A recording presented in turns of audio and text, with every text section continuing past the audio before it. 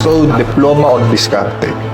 Unang-una, wala akong masyadong believe sa sistema ng pag-aaral dito sa Pilipinas. Kasi karamihan ng na-experience ko sa journey on how to have a successful life, wala ako halos nagamit masyado. I wanna talk to all the young ones out there. At sa lahat ng nakapanood ng video ko from Franklin Mianos Podcast, kung saan tinanong niya ako doon, sa aking palagay, diploma ba o diskarte? Gusto ko nang sabihin sa inyong lahat na wala akong sinabing huwag kayong mag-aral. Kaya kung ngayon naiisip mo na itigil ang pagpasok sa eskwelahan, kung naiisip mo na mag-drop out sa college o sa school, dahil lang sa katamaran, huwag mo nang gawin. Dahil sinabi ko doon na wala akong masyadong nagamit. Malaki ang pinagkaiba ng walang nagamit sa walang natutunan. At oo, wala akong masyadong nagamit, which is true. Self-earned knowledge from different people, from different stories, from different book, from different life experiences works for me. And I share my story because maybe it might also work for you. Pinapakita ko lang kung ano ang posible. Pero kailanman, hindi ko pinakita na ito lang ang tama. So let me tell you a quick story.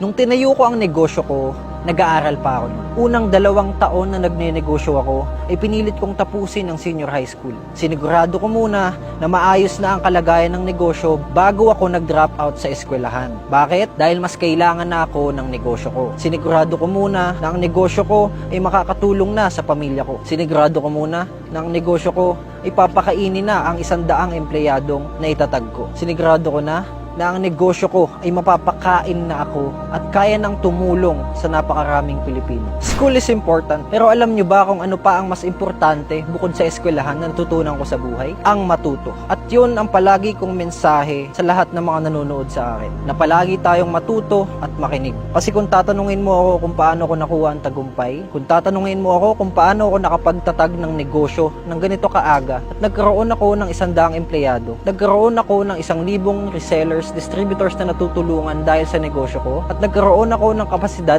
para tulungan ang pamilya ko, ito lang ang isasagot ko. Ito ay dahil natuto akong makinig, natuto akong mag-aral, at nung natuto na akong mag-aral, natuto na din akong maging matalino. At nung natuto akong maging matalino sa buhay, sinamahan ko na ito ng sariling diskarte para makaabante sa buhay. At ginawa ko ang lahat ng yan dahil ang pamilya ko ay nangangailangan at kailangan ko silang tulungan. At yan ang tinatanggal at binubura sa maikling videos na napapanood nyo. Alam nyo, kahit ano pang positibong mensahe ang sabihin mo dito sa mundo, they can get it twisted. Those little tweaks on those videos can portray a different context, and it might be very confusing or negative.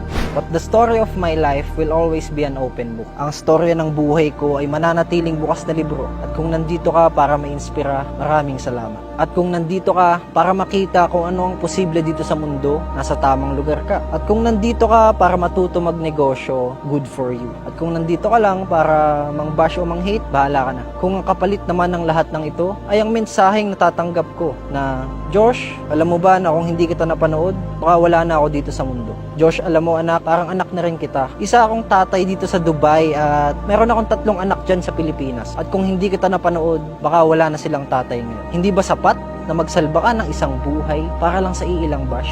Mas pipiliin ko ng mang-inspira at makapagbigay ng pag-asa sa ibang tao kaysa manahimik at walang matulungan. I'd rather be bashed and save a life than be praised and help no one.